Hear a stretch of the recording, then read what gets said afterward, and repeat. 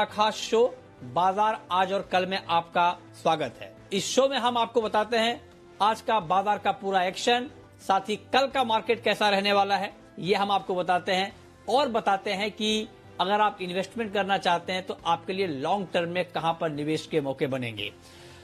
और आपकी तैयारी कराने के लिए हमारे साथ जुड़ रहे हैं जी बिजनेस के मैनेजिंग एडिटर अनिल सिंह भी। इसके अलावा मेरे साथ एक और खास मेहमान है सेठी फिनमार्ट के एमडी विकास सेठी, और साथ ही मेरी पूरी रिसर्च टीम तैयार है, तैनात है आपको अलग अलग खबरों पर डिटेल रिसर्च बताने के लिए।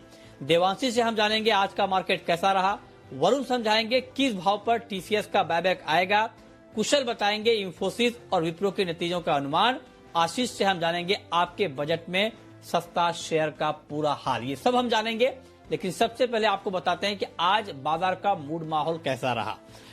तो हफ्ते के दूसरे दिन शेयर बाजार में अच्छी तेजी रही। कारोबार के अंत में सेंसेक्स 221 अंक चढ़कर 60,000 के पार बंद होने में कामयाब रहा।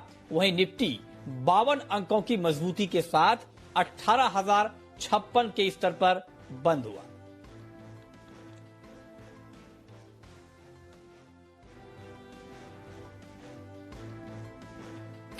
और अब आपको दिखाते हैं, बताते हैं कि जी बिजनेस के मैनेजिंग एडिटर अनिल सिंघवी अपने एडिटर स्टेक में बाजार की लगातार तेजी पर क्या कह रहे हैं।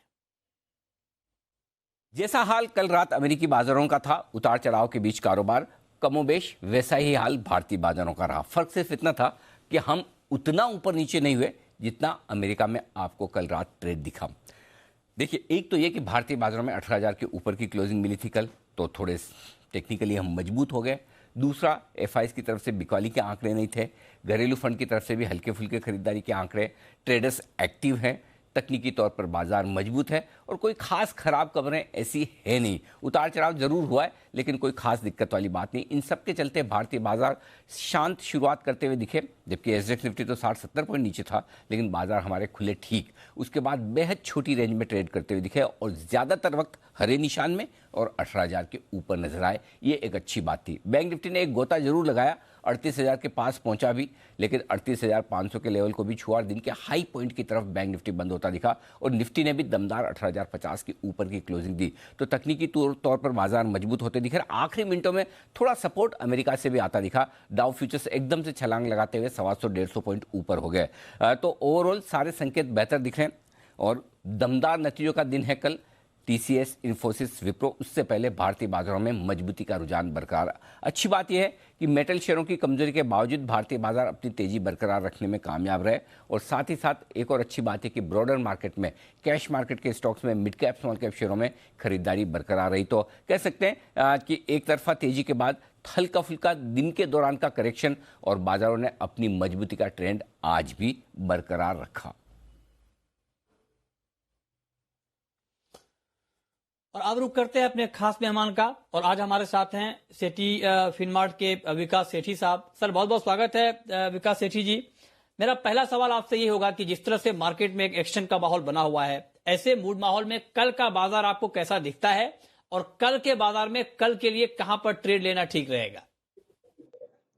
बिल्कुल मृत्युंजय, देखिए पिछले कुछ दिनों से हम एक दमदार तेजी हमारे बाजारों में देख रहे हैं। हमने देखा निफ्टी 16,600 के लेवल से अब 18,000 के लेवल्स आ गए हैं निफ्टी में। तो एक बहुत ही शानदार तेजी पिछले 10-15 दिनों में बनी है। तो स्वाभाविक है कि बाजार थोड़ा सांस लेने के लिए रुका है। हालांकि मंदी आज भी नहीं थी, बट आज बाजार में निफ्टी में उतार चढ़ाव के बावजूद निफ्टी फाइनली पॉजिटिव क्लोज हुआ। बट ब्रॉडर मार्केट आज इतना अच्छा पार्टिसिपेट नहीं किया, बिकॉज ये जो रैली थी आज की पर्टिकुलरली लेड बाय आईटी, जो कि कल नतीजे आने वाले हैं आईटी कंपनीज के, जो दिग्गज तीनों आईटी कंपनीज हैं, टीसीएस, इंफोसिस और विप्रो, तीनों के एक साथ कल नतीजे आएंगे। तो आईटी सेक्टर ने आज रैली को लीड किया और उसके अलावा रियल्टी, पावर, इन सब सेक्टर्स में थोड़ी बहुत तेजी देखी गई। बट बाकी मेटल्स और बैंकिंग ने आज थोड़ा निराश किया। बट ओवरऑल मुझे लगता है ये जो बाजार में जो ठहराव भी है वो भी एक खरीदारी करने का मौका है। आने वाले दिनों में मैं बाजार पे बुलिश हूँ।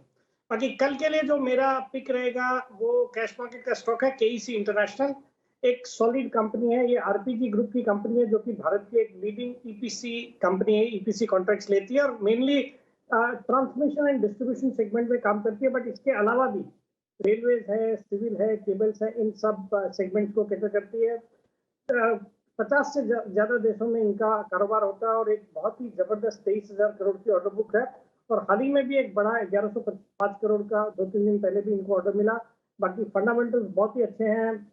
आपके रिटर्न ऑन इक्विटी अराउंड 21%, फिर पिछले 5 साल का पैट का कैगर रहा 28% का। तो इस स्टॉक पे मैं कल के लिए भी बुलिश हूँ। मुझे लगता है ये स्टॉक कल 505 तक के लेवल्स दिखा सकता है। 480 का स्टॉप लॉस रखें। अच्छा अच्छा सर, अगर कोई पोजिशनल ट्रेड लेना चाह रहा है ऐसे मार्केट में, तो उनके लिए क्या राय आपकी होगी और उनको कहां पर नजर रखनी चाहिए? बिल्कुल मृत्युंजय, जिस सेक्टर की मैं आज बात कर रहा था, जहां पे कल नतीजे आने वाले हैं, तो 3 जो दिग्गज आईटी कंपनीज है इनके नतीजे आएंगे। बट मुझे लगता है आप पोजिशनली खरीदारी करनी चाहिए। टेक महिंद्रा, इसके नतीजे की डेट शायद अभी तक आई नहीं है, but 3rd week of the month मुझे लगता है ऑलमोस्ट मोस्टली उसी समय इनके नतीजे आते हैं। आज ये स्टॉक 1737 के आसपास बंद हुआ है। मुझे लगता है आईटी कंपनीज के जो इस तिमाही के नतीजे रहेंगे बहुत ही शानदार रहने चाहिए। एक्सेंचर के हमने नतीजे देखे, उनकी गाइडेंस देखी, उस लिहाज से भी लगता है कि नतीजे अच्छे रहेंगे। बाकी टीसीएस ने बायबैक का भी इन लेवल्स पे अनाउंसमेंट किया है और हो सकता है बायबैक 10 से 15% प्रीमियम पे आवे आज की क्लोजिंग प्राइस से। तो मुझे लगता है पूरा सेक्टर फोकस में रहेगा और यहाँ से टेक महिंद्रा में खरीदारी करने की सलाह है। मेरा इसमें पोजिशनली टारगेट है 1800 रुपए का, स्टॉप लॉस रखना है 1700 रुपए का। तो ये 2 ट्रेड आपके लिए कल के लिए, इंट्राडे के लिए, और पोजिशनल आप कहां पर ट्रेड आपके लिए ठीक रहेगा ये सर ने आपको बताया। आगे हम लॉन्ग टर्म की पिक भी जानेंगे, लेकिन उससे पहले कल टीसीएस के नतीजे आने वाले हैं। नतीजों के साथ किस भाव पर कंपनी बायबैक का ऐलान कर सकती है, इस पर एक्सक्लूसिव रिसर्च के साथ हमारे सहयोगी वरुण दुबे हमारे साथ जुड़े हैं। वरुण, बताइए। ये हमारा कैलकुलेशन कहता है कि टीसीएस का बायबैक 4,238 से 4,625 इस रेंज में आ सकता है। और दरअसल ये पहली बार नहीं है कि कंपनी बायबैक कर रही है। इसके पहले भी कंपनी ने लगातार बायबैक किए हैं और उसके ट्रेंड को देखते हुए हमने ये आंकड़ा जो है वो निकाला है। अब देखिए 2017, 18, 20 में कंपनी ने बायबैक का ऐलान किया था और तब जो कंपनी ने बायबैक का ऐलान किया था तो कुल खर्च बायबैक पे कंपनी ने किया था करीब 16,000 करोड़ के आसपास का। हालांकि कंपनी के पास लगातार कैश बढ़ते जा रहा है, लेकिन लगातार कंपनी ने मेंटेन किया है कि करीब 16,000 करोड़ के आसपास का खर्च कंपनी बायबैक पे करेगी। तो उसी आंकड़े को लेकर इस बार भी हम चल रहे हैं। 1% के आसपास के इक्विटी का बायबैक जो है वो ये कंपनी कर सकती है। अब प्राइस पे हम कैसे आए, दरअसल अगर आप देखेंगे तो पिछले 3 जो बायबैक हुए हैं उसमें बायबैक के ऐलान के पहले की क्लोजिंग से अगर आप निकालेंगे तो करीब 18 से 20% के आसपास पे प्रीमियम पे कंपनी ने हमेशा बायबैक किया है। औसत निकालेंगे तो ये आता है करीब 19.3% के आसपास का। इस बेसिस पे अगर आप निकालेंगे तो अपर प्राइस बैंड जो आता है वो आता है 4,625 का।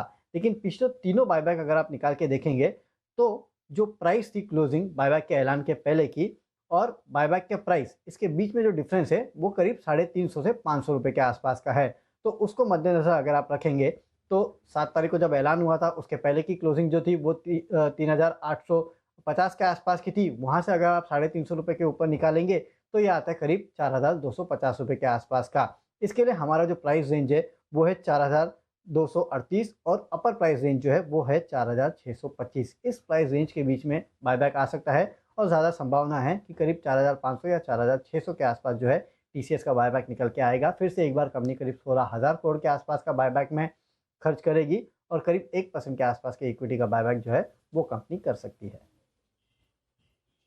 ओके, तो ये डिटेल में बताया वरुण ने। लेकिन कल इंफोसिस के भी नतीजे आने वाले हैं और क्या उम्मीद है इंफोसिस के नतीजों को लेकर, ये बता रहे हैं, समझा रहे हैं कुशल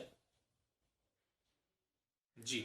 तो इन्फोसिस के जो नंबर्स कल आने वाले हैं यहाँ पर हमारी नज़र है और आप देखिए डॉलर आय कंपनी की करीबन 3.7% बढ़कर लगभग 414 करोड़ डॉलर जो है कंपनी अपनी आय घोषित कर सकती है। कंपनी की जो डाइमलर की डील है उसके रैंप अप होने से आय में बढ़त संभव है और डेफिनेटली अगर आप देखें तो कंपनी की जो कामकाजी मुनाफा है वो लगभग 3.3% बढ़ सकता है। ये मैं सिक्वेंशियल नंबर्स आपको बता रहा हूँ 7,200 करोड़ पर। साथ ही कंपनी की मार्जिन्स, जिस तरह से वेतन खर्च और साथ साथ जो अट्रिशन दर है वो बढ़ती हुई नजर आई है, उससे कंपनी की जो मार्जिन्स हैं हिट हो सकता है। क्वार्टर ऑन क्वार्टर बेसिस पर 60 बेसिस पॉइंट्स घटकर 23% पर कंपनी की मार्जिन्स कंपनी के मुनाफे में जो अन्य आय का कंपोनेंट है वो बढ़ सकता है और उससे 7% उछलकर कंपनी का मुनाफा 5800 करोड़ रुपए हम अनुमान करके चल रहे हैं। डेफिनेटली कंपनी की जो आय ग्रोथ गाइडेंस है कांस्टेंट करेंसी टर्म्स में वो 17.5 से 18% की गाइडेंस हम एक्सपेक्ट करके चल रहे हैं। अब कंपनी रिवाइज्ड गाइडेंस अपनी घोषित कर सकती है और मार्जिन गाइडेंस जो है वो मेंटेन कर सकती है। बट डेफिनेटली कंपनी की जो डील टीसीवी और पाइपलाइन है वहां पर हमारी नजर जो है बनी रहेगी, किस तरह से जो इन्फोसिस है वो इस पर कमेंट्री करती है। तो ओवरऑल कंपनी के जो नंबर्स हैं वो डॉलर आय पर तो बेहतर रह सकते हैं, बट मार्जिन्स पर थोड़ा दबाव हमें देखने को मिल सकता है। ओके, और अब वक्त है हमारी खास पेशकश का, आपके बजट में सस्ता शेयर का।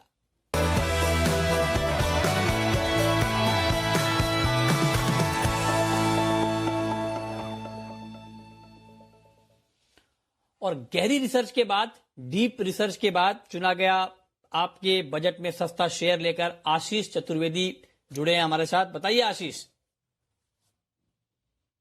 देखिए, स्टॉक का नाम है एनबीसीसी, सरकारी नवरत्न कंपनी है जो कि रियल एस्टेट के साथ कंस्ट्रक्शन और ईपीसी कंसल्टेंसी के कारोबार में है।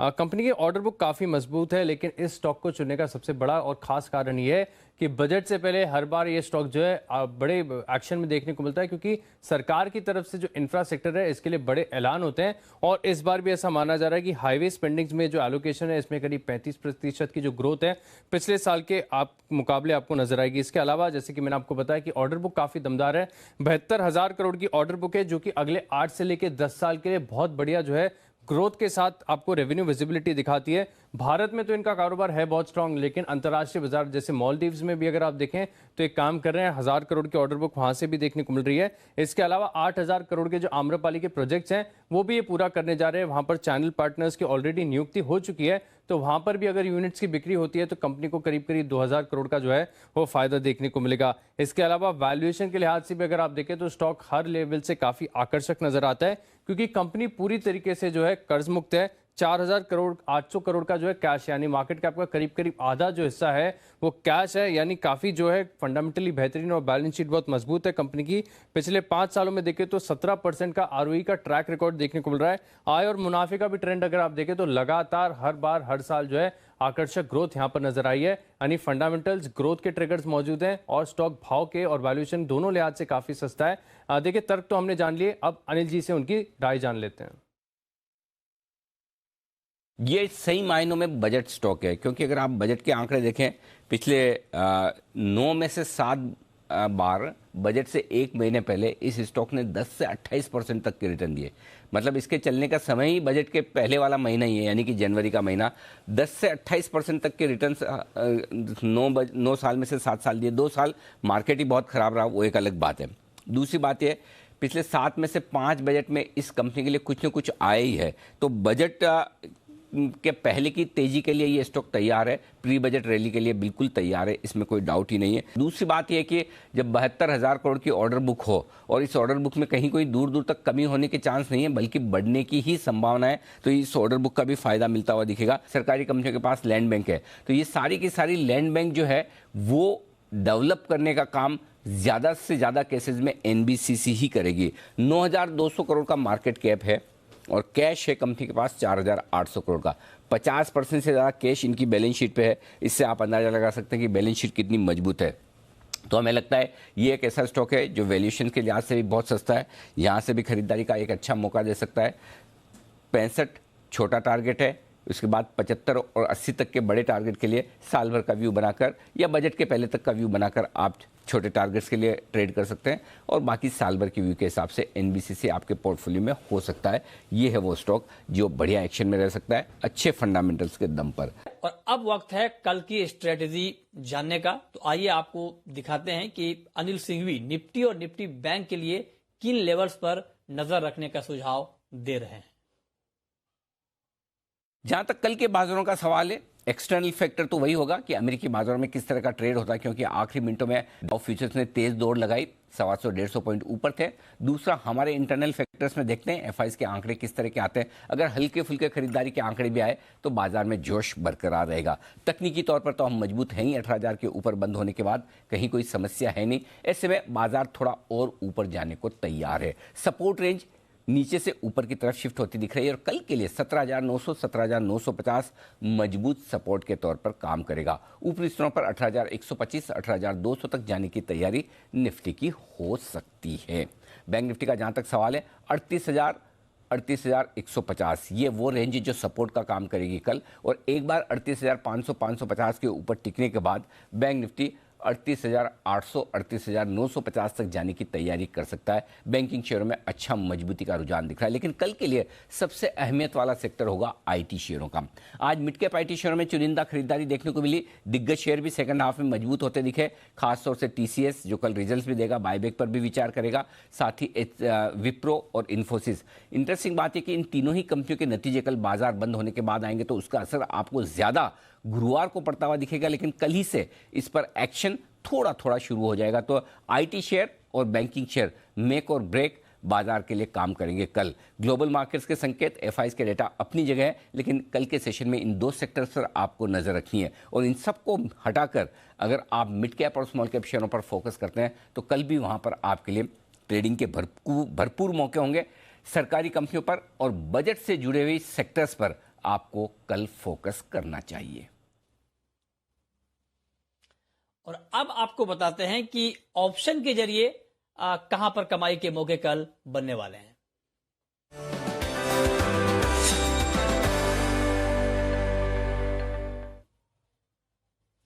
और ऑप्शन की स्ट्रेटजी बताने के लिए हमारे साथ एक्सिस सिक्योरिटीज के राजेश पालविया हैं। राजेश जी, बहुत बहुत स्वागत है आपका। बताएं सर, कल आपके हिसाब से ऑप्शन के जरिए कहां पर कमाई के मौके बन सकते हैं?